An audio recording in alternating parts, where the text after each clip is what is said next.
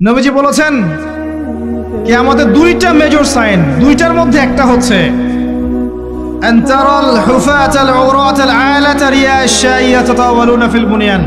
যখন সমাজের দরিদ্র শ্রেণীর মানুষেরা, যাদের পায়ে স্যান্ডেল ছিল না, গায়ে কাপড় ছিল না, এরা উঁচু উঁচু বিল্ডিং নির্মাণের প্রতিযোগিতা করতে থাকবে, ফান্তাজিরিস সাআহ, তখন কিয়ামতের অপেক্ষা করতে থাকবে। আজকে থেকে 100 বছর আগে ছিল এগুলা? 200 বছর আগে ছিল?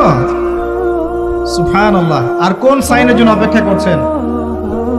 তিনি বলেছেন শেষ জামানায় women will dressed but still they will be naked।